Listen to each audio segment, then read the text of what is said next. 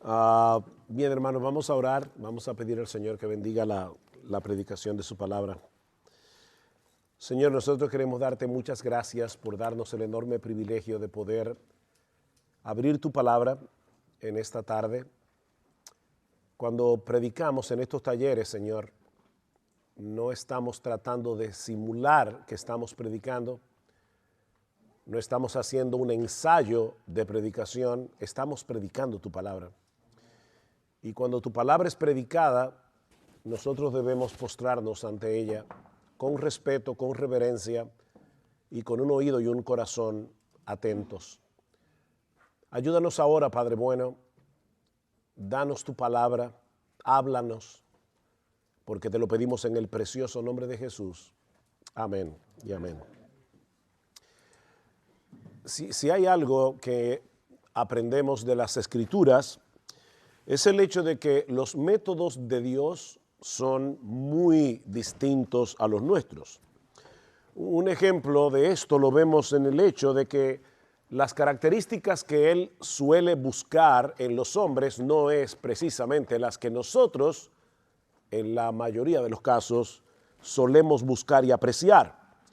Y la forma como Él usa a aquellos hombres que Él llama al ministerio muchas veces desafía nuestras expectativas. Como dice el famoso himno de William Cowper, nuestro Dios se mueve de maneras misteriosas.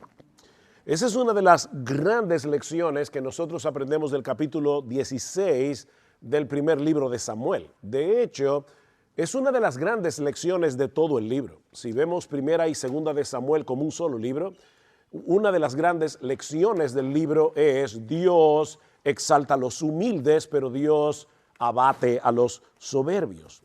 Ahora, antes de pasar a considerar el contenido de este capítulo en particular, permítanme ponerlo en su contexto.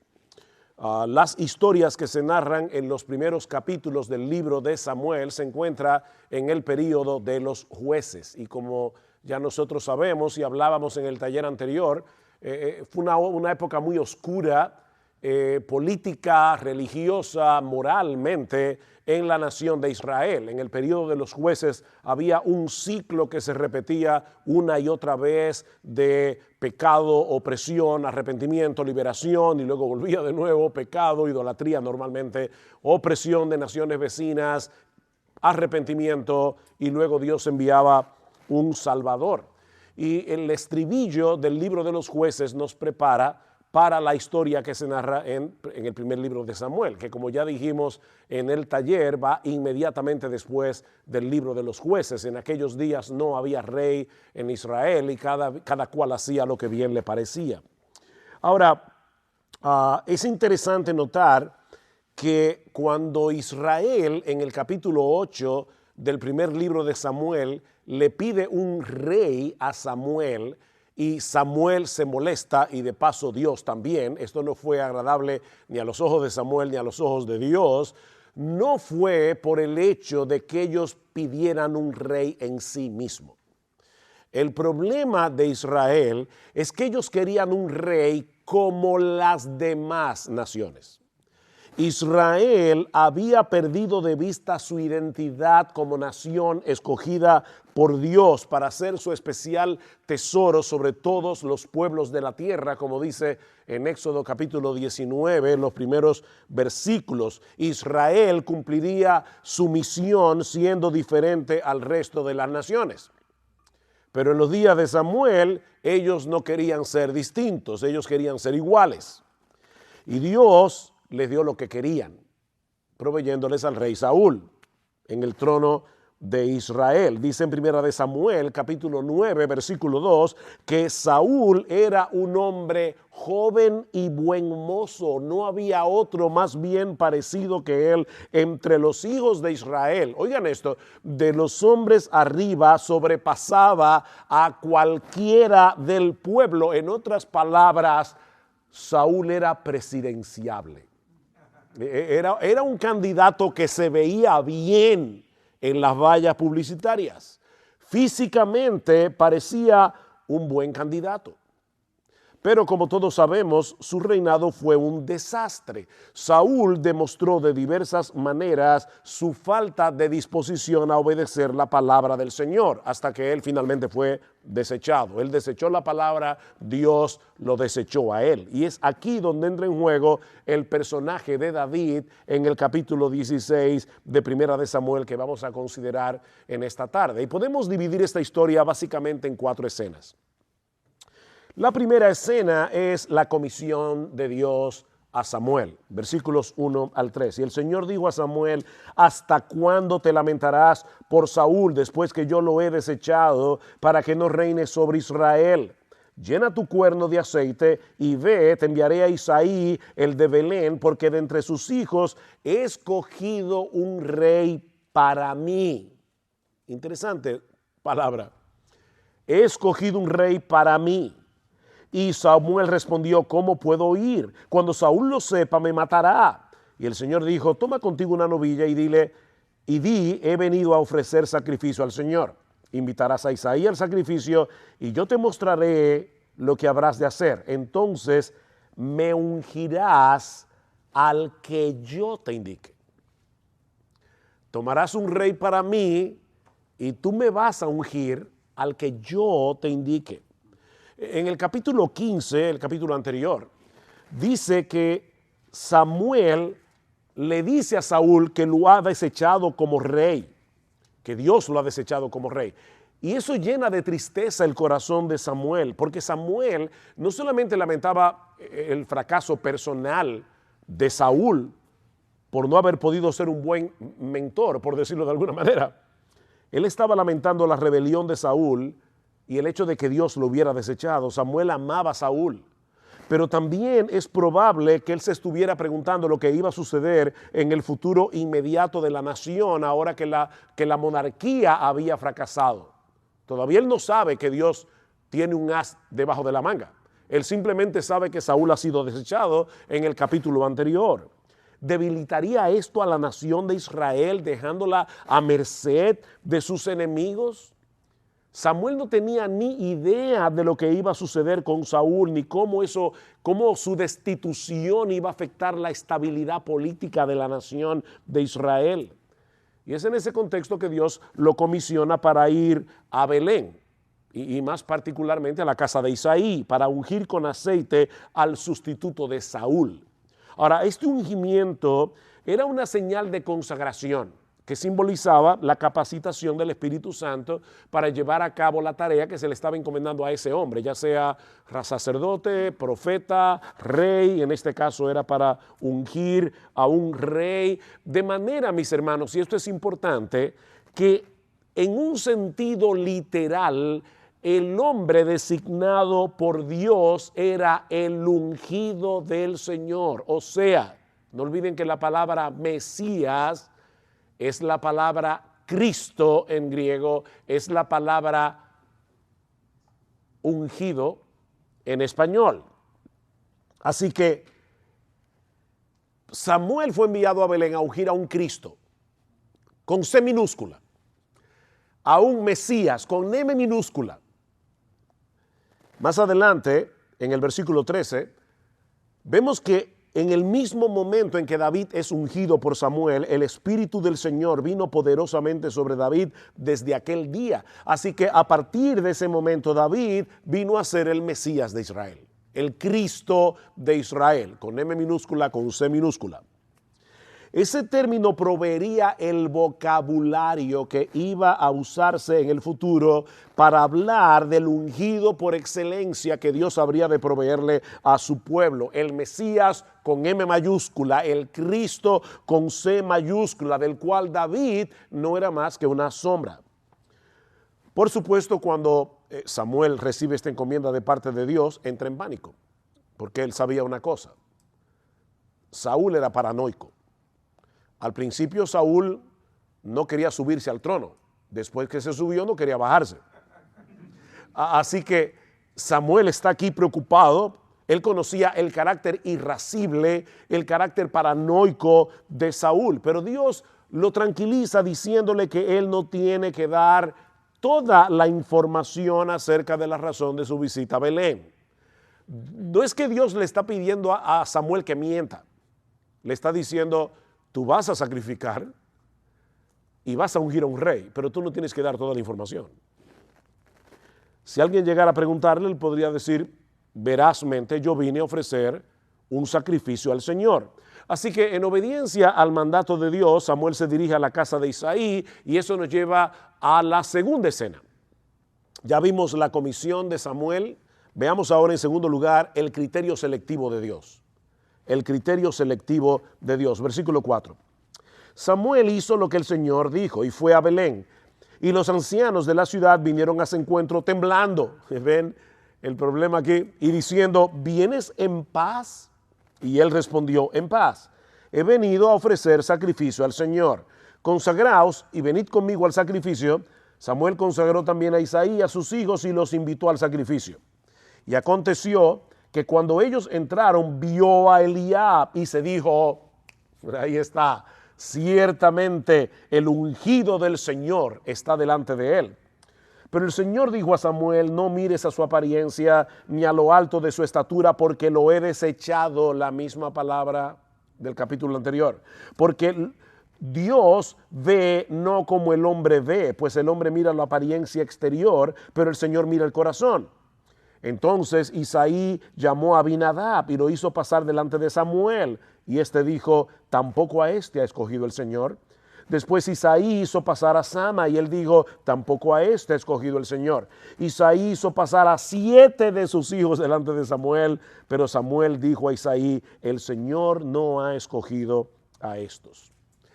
En todo este pasaje hay un juego de palabras en el original hebreo que no se capta en el español. Cuando el Señor comisiona a Samuel para que vaya a casa de Isaí, la razón que le da es que de entre sus hijos he escogido un rey para mí. Recuerden esa frase. La palabra hebrea raá, que significa escogido, significa también ver o mirar. ¿Ven el juego de palabras? El escogido es lo mismo que ver o mirar a una persona. Y aparece varias veces en todo el pasaje, traducida de diversas maneras. Versículo 6, y aconteció que cuando ellos entraron, vio a Eliab. Ahí está la palabra Rahab. Versículo 7, pero el Señor dijo a Samuel, no mires a su apariencia. Versículo 17, entonces Saúl dijo a sus siervos, buscadme ahora un hombre que toque bien y traédmelo, búsquenme un escogido en este caso. Versículo 18, y él respondió uno de los mancebos, y dijo, he aquí, he visto a un hijo de Isaí. Una y otra vez, el que está leyendo el texto en hebreo, se toca con la palabra raá, mirar, escoger, ver. Hay un énfasis aquí en el hecho de que Dios y el hombre tienen dos formas distintas de mirar.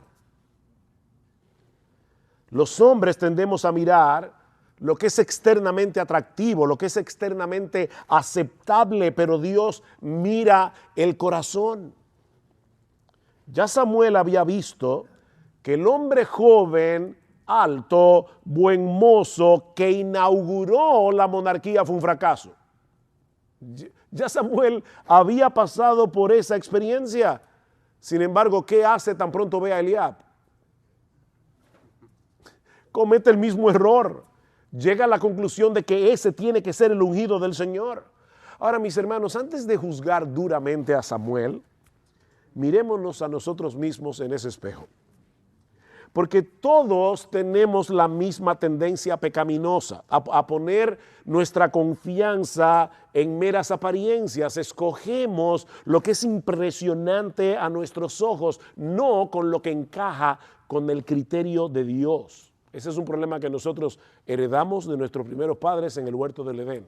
¿Qué fue lo que Eva evaluó cuando vio la fruta prohibida? Dice, cuando la mujer vio que el árbol era bueno para comer y que era agradable a los ojos y que el árbol era deseable para alcanzar sabiduría, tomó de su fruto y comió y dio también a su marido que estaba con ella y él comió. Adán, en vez de ser el líder, lo que hizo fue seguir la voz de su mujer. Me llamó la atención, mi esposo y yo hace unos años fuimos a la Capilla Sixtina, no para adorar obviamente, sino para admirar los trabajos de Miguel Ángel, y yo nunca había notado que en el fresco que Miguel Ángel pintó en el techo se ve a Eva tomando de la fruta prohibida y a Adán bajando la rama.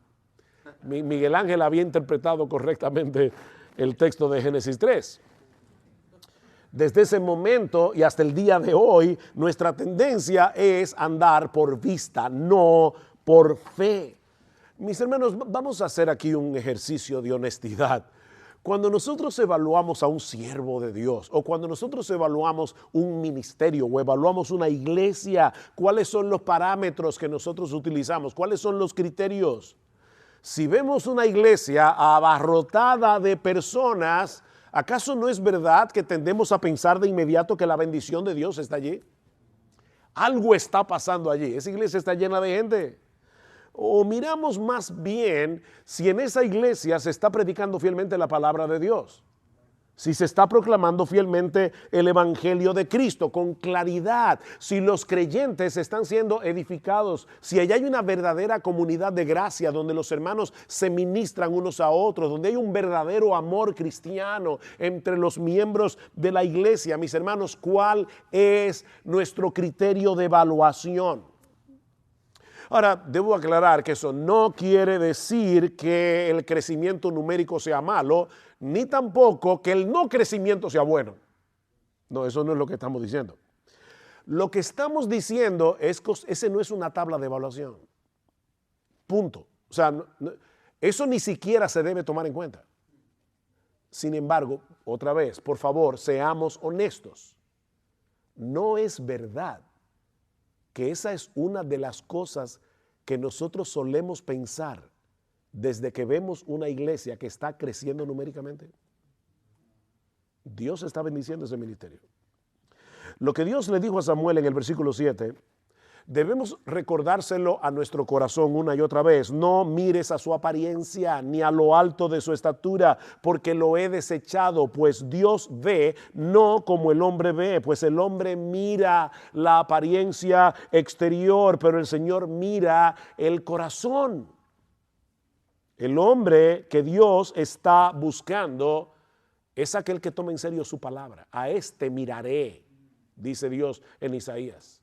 Ese es el hombre en el que yo he puesto mis ojos, el hombre que toma en serio lo que yo digo, el hombre que toma en serio mi palabra, el hombre que tiene la disposición a obedecer la palabra de Dios por encima de las circunstancias. Mis hermanos, ¿cuál fue la razón por la que Dios desechó a Saúl? El hecho de que Dios desechó la palabra. Saúl tuvo la osadía de querer ofrecer holocaustos antes de salir a la guerra contra los filisteos. Y él sabía muy bien que si algo Dios había dispuesto en su palabra es que los oficios de rey y sacerdote no se mezclaban. Hay uno solo en quien se mezclan esos oficios, aparte de Melquisedec. Y es aquel que fue proclamado sacerdote según el orden de Melquisedec, nuestro Señor Jesucristo. Has obrado neciamente, le dice Samuel, no has guardado el mandamiento que el Señor tu Dios te ordenó. ¿Ven el énfasis? Pero ahora el Señor hubiera establecido tu reino sobre Israel para siempre, pero ahora tu reino no perdurará. El Señor ha buscado para sí un hombre conforme a su corazón. No olviden esa frase. Y el Señor le ha designado como príncipe sobre su pueblo, porque tú no guardaste lo que el Señor te ordenó. El énfasis es muy claro. Saúl tuvo en poco el mandamiento del Señor.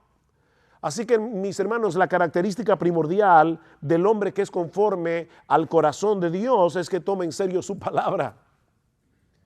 Y muchas veces tomar en serio la palabra es buscarnos problemas con la gente. No siempre nosotros seremos bien recibidos ni seremos populares cuando predicamos fielmente la palabra. Recuerdo a aquel famoso pastor, que los diáconos lo llamaron aparte, le dijeron, pastor, últimamente usted ha estado acariciando al gato al revés. ¿Usted alguna vez ha puesto un gato al revés? Y dice, bueno, volteen al gato. Pero yo voy a seguir predicando la palabra. Es un hombre que no es guiado por el pragmatismo, por lo que parece que da resultado. Miren, otra vez, vamos a hacer un ejercicio de honestidad aquí. Tú estás en tu iglesia, tienes 25 miembros, con las visitas suman más o menos 35, y resulta que en la esquina han puesto una iglesia que es una iglesia wow. O sea, ahí todo es wow. Y va mucha gente. No es una iglesia donde se predica fielmente la palabra, pero definitivamente tienen una banda súper wow, el sonido es súper wow, el edificio es súper wow. Y a la gente le encanta eso. Tú no sientes un gusanito por dentro que te dice, tal vez yo debería renovarme. Porque tú estás ahí domingo tras domingo predicando la palabra, pero la iglesia que está creciendo es en donde no se predica bien la palabra. ¿Qué haces? Sigue predicando la palabra. Deja que sea Dios que te evalúe. Y la evaluación de Dios es muy diferente a la nuestra, mis hermanos. Dios mira el corazón. Él no ve las apariencias. Ahora, cuando nosotros escuchamos la frase, un hombre conforme al corazón de Dios, ¿qué pensamos? Porque yo me temo que nuestra tendencia es a pensar primariamente en el corazón de ese hombre. Es un hombre conforme al corazón de Dios. Debe ser un hombre piadoso porque es conforme al corazón de Dios. Y aunque eso es verdad, lo cierto es que el énfasis de esa frase es en el acto selectivo de Dios antes que en la piedad del hombre. El teólogo australiano John Woodhouse dice que esa frase significa un hombre en el que Dios ha puesto su corazón. Es diferente. Nos habla, dice Woodhouse, del lugar que ese hombre tiene en el corazón de Dios antes que señalar el lugar que Dios tiene en el corazón de ese hombre. Es un hombre conforme al corazón de Dios, porque Dios lo ha escogido. Dios ha decidido poner su corazón sobre ese hombre, y es en ese sentido que es conforme al corazón de Dios. Y eso lo vemos claramente en el capítulo 7 de Segunda de Samuel, el capítulo famoso donde Dios hace un pacto con David. David está reflexionando en lo que Dios ha hecho por él y por su casa al prometerle que de su descendencia vendría alguien que iba a ocupar el trono de Israel para siempre. Escuchen lo que dice en el versículo 20.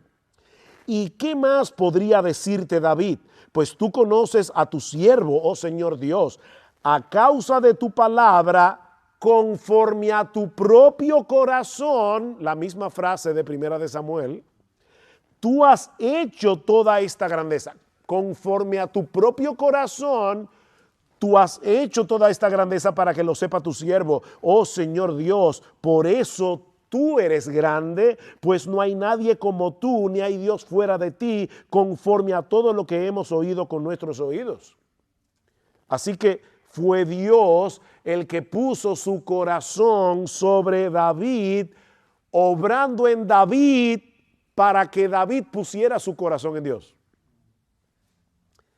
La iniciativa, mis hermanos, siempre es de Dios. El relato bíblico siempre deja en claro que la gloria es de Dios y no nuestra, aun cuando tú y yo seamos fieles en obedecerle a Él, en obedecer su palabra. La gloria siempre es de Dios porque es Dios el que misteriosamente está inclinando nuestro corazón para que nosotros seamos obedientes a la palabra de Dios. 1 Corintios 4:7, ¿qué tú tienes que tú no hayas recibido? Y si lo recibiste, ¿por qué te glorías como si no lo hubieras recibido? O 2 Corintios 4:7, recuerden eso, 2 Corintios 4:7, cualquiera de los dos. Nosotros tenemos un tesoro en vasos de barro para que la excelencia del poder sea de Dios y no nuestra. ¿Ven? La excelencia del poder siempre es de Dios. En nosotros solamente está el barro y el barro sale por alguna parte. Somos responsables de nuestra obediencia, pero reconociendo nuestra debilidad, debemos pedirle a Él, como hace el salmista una y otra vez en el Salmo 119. ¿Qué le pide el salmista a Dios? Haz bien a tu siervo. Dame una casa más grande, un mejor carro. Era como decía un argentino, no es Greg, pero había un argentino que decía, la felicidad está hecha por las cosas pequeñas, un pequeño yate, una pequeña mansión. Entonces, ¿cuál es el bien que el salmista quiere? Haz bien a tu siervo que viva y guarde tu palabra. No es lo que le está pidiendo. Señor, tú hazle bien a tu siervo, y lo que yo te estoy pidiendo es que tú me des vida y un corazón inclinado para cumplir tu palabra. Versículo 36, inclina mi corazón a tus testimonios y no a la avaricia. Dios inclinó el corazón de David para llegar a ser un hombre conforme al corazón de Dios. Lo que nos lleva a la tercera escena de este pasaje. El rey pastor escogido y ungido. Ya vimos la encomienda que Dios le da a Samuel. Ya vimos el criterio de Dios para cumplir esa encomienda. Veamos ahora el rey pastor que fue escogido y ungido. Todos los hijos de Israel, y hay una ironía clara en el pasaje, se presentan uno tras uno delante de Samuel. Los hijos de Isaí, pero todos fueron desechados por Dios. Eran 7, sin David, se mencionan 3, porque luego los vamos a ver en el capítulo 17. Pero se mencionan estos 3 en la batalla contra los filisteos. Así que Samuel le pregunta a Isaí en el versículo 11, ¿son estos todos tus hijos?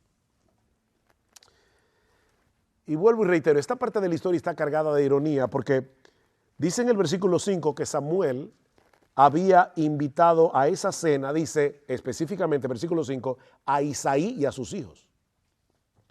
Él no le dijo, mándame buscar a todos tus hijos mayores.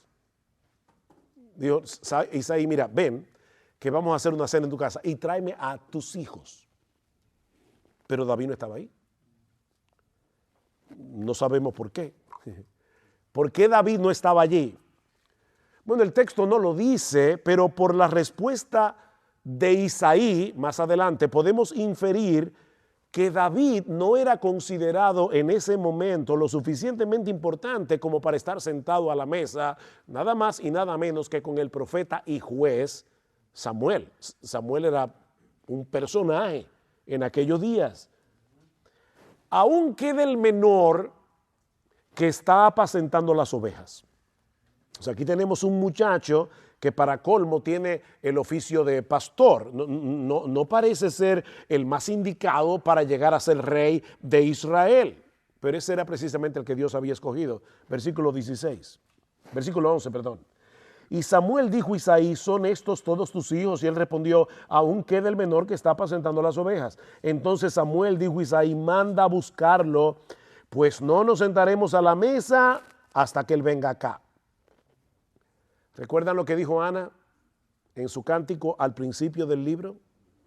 Eso es lo que marca el tono del resto de la historia en primera y segunda de Samuel. Nuestro Dios abate a los soberbios, nuestro Dios exalta a los humildes. Esa es una constante en el libro de Samuel. De hecho, tanto en el capítulo 16 como en el capítulo 17 se resalta el hecho de que David era rubio y bonito. Por un lado, lo dice en el contexto de primera de Samuel 16, pero también lo dice cuando se enfrenta con Goliat. Es como decía uno de mis pastores este domingo que está predicando sobre la vida de David, dice que David parecía un dandy. O sea, como Goliat dice, ¿y es esto lo que va a pelear conmigo? Porque dice que David era rubio y hermoso. Y yo no creo, le decía a mi esposa, yo no creo que lo dijo en tono de alabanza a David. Lo que está diciendo es, y este figurín es el que viene a pelear conmigo. O sea que a todas luces, es que David no podía ser el hombre escogido por Dios para llegar a ser rey de Israel. Eso no tiene sentido. Pero no solamente escoge al nuevo rey de entre el más pequeñito de los hijos de Isaí, sino que precisamente sea en la casa de Isaí. Ya eso de por sí era sorprendente. ¿Dónde vivía Isaí? En Belén. ¿Y qué era Belén? Nada. Belén no era nada, pequeña para estar entre las familias de Israel. O sea, cuando hacían el censo, a Belén a veces la pasaban por alto, la mezclaban con otra ciudad. ¿Han escuchado ese himno que dice, oh aldehuela de Belén, afortunada tú? Ya no se suele cantar ese tipo de himnos. ¿Pero qué es una aldehuela? Bueno, una aldea es chiquita. Aldehuela es más chiquita todavía. Oh aldehuela de Belén, afortunada tú. Belén era tan pequeña, yo recuerdo que toda mi familia es de Belén, y yo me acuerdo que mi abuelo decía, fumaba como un murciélago, murió de hecho, lamentablemente, era un fumador empedernido, pero mi abuelo decía, mi abuelo era de otra ciudad que se llama Bet-Yala, que queda al lado, y mi abuelo decía, si tú enciendes un cigarrillo en Belén y te vas caminando hacia Bet-Yala, llega fumándotelo. No se acaba todavía, porque es que era cerquitica, eran pueblitos muy pequeños. Y de ahí fue que Dios escogió a un muchacho para ser rey en Israel. Ahora, eso tiene que haber sido un momento engorroso para Isaí y la familia. A nadie se le ocurrió buscar a David, invitar a David. Y ahora resulta que Samuel les da la orden de que todo queda en suspenso hasta que llegue el muchacho. Y tan pronto David entra en la casa, Dios le hace saber a Samuel que ese es el hombre. Versículo 12. Y envió por él y lo hizo entrar. Era rubio, de ojos hermosos y bien parecido. Y el Señor dijo, levántate, úngele, porque este es. Entonces Samuel tomó el cuerno de aceite y lo ungió en medio de sus hermanos, y el Espíritu del Señor vino poderosamente sobre David desde aquel día en adelante, y luego Samuel se levantó y se fue a Ramá. Perdón. Para Isaí era impensable que un pastor de ovejas literales, podía llegar a ser el rey de Israel. Pero resulta que ese es el tipo de rey que Dios está buscando. Alguien que apacentara a su pueblo con sabiduría para guiarlos hacia él. Esto es importante. Aquí también hay otra ironía. David era pastor de ovejas y Dios estaba buscando a un pastor para su pueblo. A un rey que no fuera como Saúl. A un rey que no fuera como los reyes de las demás naciones. Él quería a un pastor. Cuando Natán fue enviado a David para hacerle saber que Dios establecería su trono para siempre, Dios le recuerda lo que se esperaba de él. Dicen segunda de Samuel 7:8. Así que el Señor de los ejércitos, así dice el Señor de los ejércitos, yo te tomé del pastizal de seguir las ovejas para que fueras príncipe sobre mi pueblo Israel. Yo te tomé del pastizal para que seas príncipe. Dice Tim Chester, cuando David llegó a ser rey, su descripción de trabajo no cambió, lo que cambió fue el rebaño. Era un rebaño de ovejas, ahora era el rebaño del pueblo del Señor. No era para seguir pastoreando las ovejas de su papá, sino para seguir pastoreando las ovejas de Dios el Padre. Esto era lo que Dios quería que hicieran los reyes escogidos por Él. Aunque estuvieran sentados en un trono y no trabajando en el campo, se suponía que los reyes de Israel eran pastores. Esa es la figura que Dios usa en el Antiguo Testamento para referirse a los líderes de su pueblo. Ezequiel 34, hijo de hombre, profetiza contra los pastores de Israel. Esos eran los líderes. Profetiza y di a los pastores, así dice el Señor Dios, ay de los pastores de Israel que se apacientan a sí mismos. ¿No deben los pastores apacentar al rebaño? Y más adelante, mis ovejas andan errantes por todos los campos y por todo collado alto. Mis ovejas han sido dispersadas por toda la faz de la tierra sin haber quien las busque ni pregunte por ellas. ¿Qué hará Dios para resolver esa situación? Remover a los pastores falsos para reemplazarlos por el único pastor que podía llenar la medida. Dice en Ezequiel capítulo 34, entonces pondré sobre ellas a un solo pastor que los apacentará, mi siervo David. David. Pero David estaba muerto. Evidentemente, el profeta Ezequiel está hablando de otro David. Dice, los líderes religiosos de mi pueblo no están pastoreando a las ovejas. Así que yo me voy a buscar a otro. Dice, mi siervo David, él las apacentará y será su pastor. Y yo, el Señor, seré su Dios. Y mi siervo David será príncipe en medio de ellas. Yo, el Señor, he hablado. Mis hermanos, ¿hay algún texto del Nuevo Testamento? ¿Recuerdan los ecos de los que hablamos la vez pasada? ¿Hay algún texto del Nuevo Testamento que viene a nuestras mentes cuando escuchamos estas palabras de Dios en Ezequiel 34? ¿Ustedes recuerdan el milagro del repartimiento de los panes en Marcos capítulo 6, donde Cristo alimentó 5,000 personas? Dice en el versículo 34 que el Señor Jesucristo en ese contexto vio a una gran multitud y tuvo compasión de ellas porque eran como ovejas sin pastor. Ezequiel 34, y comenzó a enseñarles muchas cosas. Marcos nos está diciendo aquí, ¿ustedes recuerdan que Dios había dicho que iba a enviar a un pastor? Bueno, miren cómo Cristo se sintió cuando vio a las ovejas de la casa de Israel. Estaban como ovejas sin pastor. Y todos conocemos, obviamente, lo que el Señor dice de sí mismo en el capítulo 10 del Evangelio de Juan. Yo soy el buen pastor y el buen pastor da su vida por las ovejas. Gracias. Ese es el rey pastor que nosotros necesitamos. Mis hermanos, la tendencia natural de nuestro corazón es escoger a Eliab o a algunos otros de los hijos de Isaí. Pero el rey provisto por Dios es Jesús. Es un descendiente de David que ya está entronado en los cielos y a la diestra del Padre, y que algún día volverá para reinar junto a los suyos por los siglos de los siglos. Pero el ungimiento, la historia del ungimiento de David no concluye allí. Como vimos hace un momento, tan pronto David es ungido. ¿A qué hora fue que yo empecé? Ya estoy terminando. Me dieron media hora y yo respeto el tiempo. Tan pronto David es ungido, el Espíritu de Dios vino sobre él con poder. ¿Recuerdan? Pero ¿qué sucedió con Saúl? Eso nos lleva a nuestro último encabezado.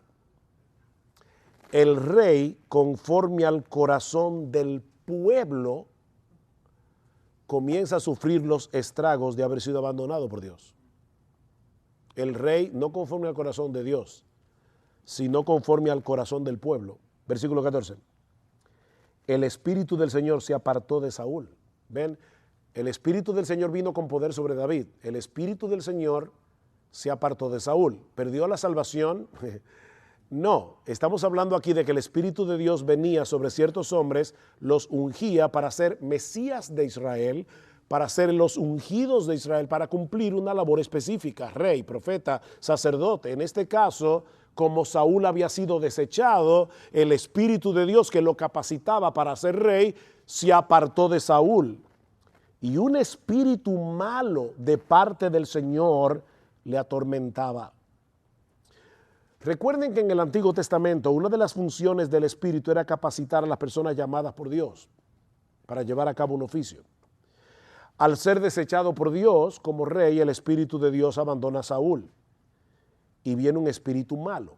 Ahora, la palabra que se traduce como malo también significa miserable.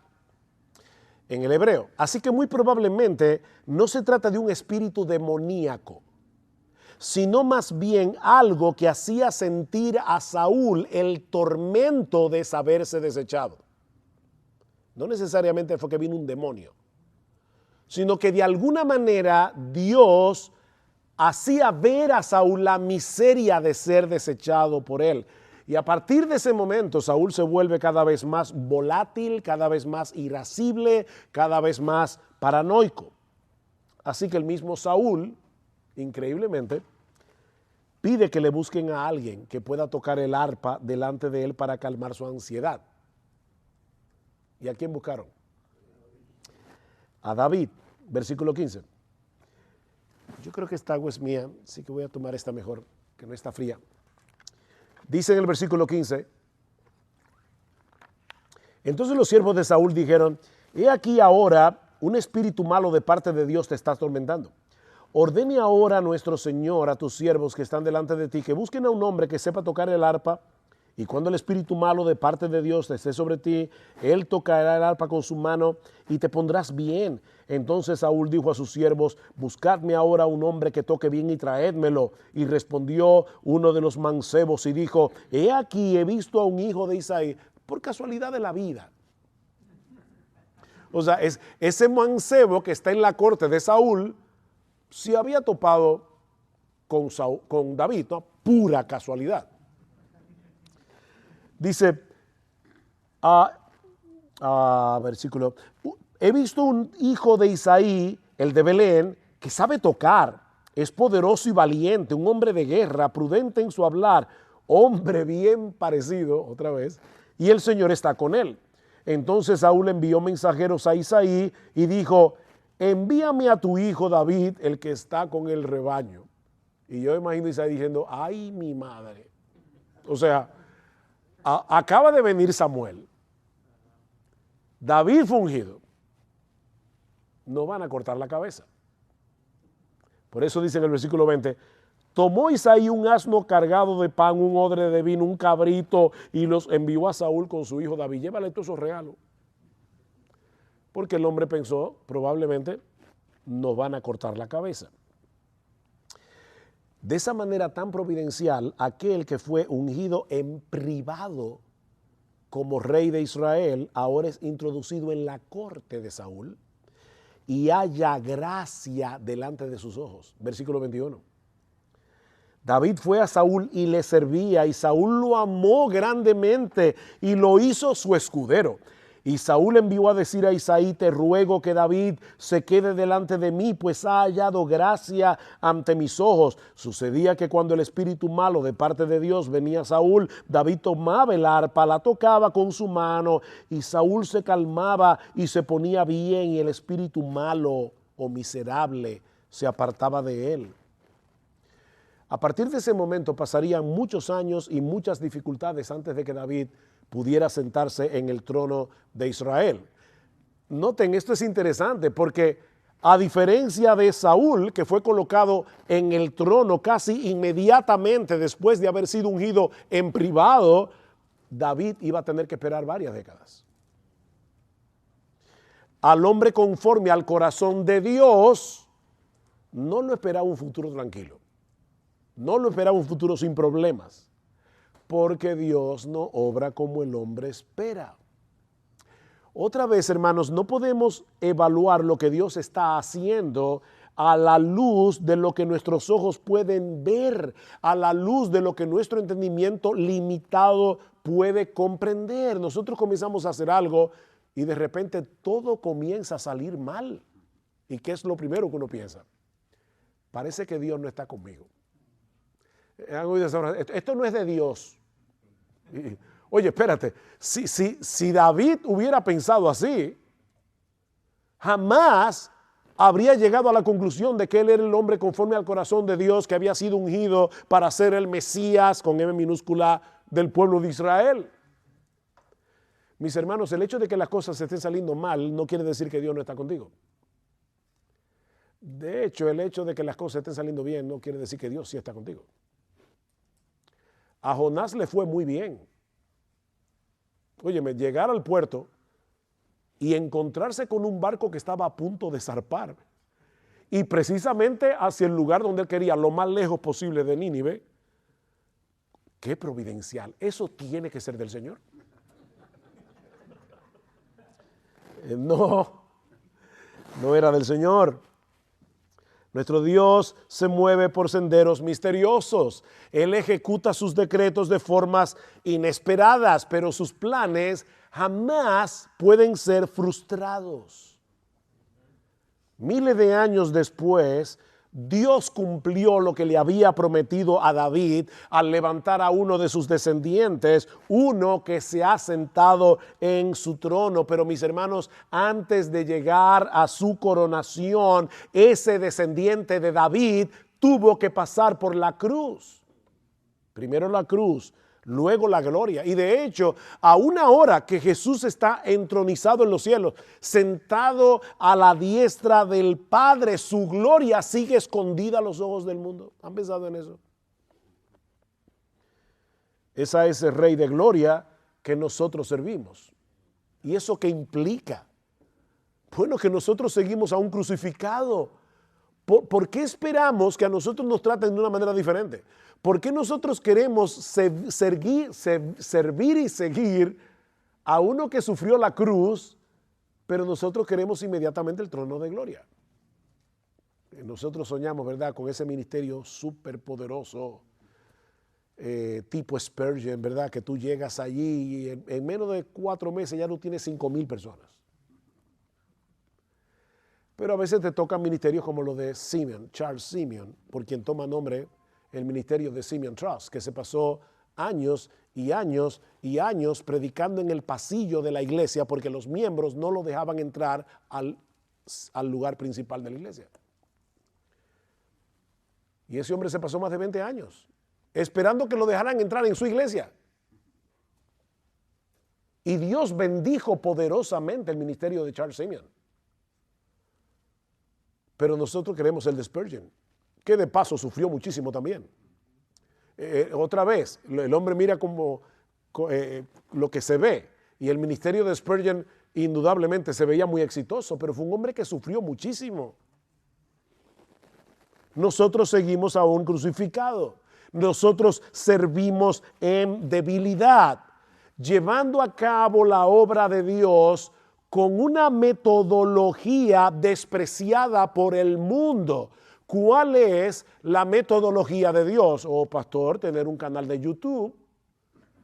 Nosotros tener conferencias súper multitudinarias. Tener un canal de televisión. No. Dios quiere simplemente usarte a través de la locura de la predicación. Eso no se ve atractivo. Pastor, mire, nosotros vivimos en otra época. Esta no es una época logocéntrica, es una época que necesita de videos, que necesita de un montón de estrategia para que la gente, ver a la misma persona con la misma corbata, la misma ropa, casi 1 hora hablando la palabra, eso no atrae a nadie. Bueno, atrae a los escogidos del Señor. Esa es la estrategia, es en debilidad. Mis hermanos, no olviden que la necedad de Dios es más sabia que los hombres y lo débil de Dios es más fuerte que los hombres. Los siervos que son conformes a su corazón no procuran ser pragmáticos, no procuran ser originales, procuran ser fieles a su palabra. 1 Corintios 4. ¿Qué se requiere de los administradores? Que cada uno sea hallado popular. No, se requiere de los administradores que cada uno sea hallado fiel, proclamando el evangelio de Cristo para la salvación de los pecadores, para la edificación de su iglesia, dejando los resultados en las manos de Dios. Tú predica. Lo que pase con esa palabra no es problema tuyo. Eso es problema de Dios. Tú predicas la palabra, suelta el león y deja que él se encargue. Oh, mis hermanos, ya el tiempo se nos fue de más. Que el Señor nos conceda seguir siendo fieles a Él, haciendo lo que Él nos ha encomendado muchas veces en medio de mucho sufrimiento, en medio de muchas dificultades, para que en el día de su gloria podamos escuchar de su boca: bien, buen siervo y fiel, en lo poco fuiste fiel, en lo mucho te pondré, entra en el gozo de tu Señor. Nosotros seguimos al descendiente de David, que al igual que David tuvo que sufrir muchas vicisitudes antes de llegar a la gloria. Él es el buen pastor y Él nos ha puesto en sus iglesias como pastores de su rebaño, para que pastoreemos al rebaño con ciencia y con inteligencia. Que el Señor nos ayude en ese sentido a imitar al buen pastor y ser fieles hasta el fin. Vamos a orar.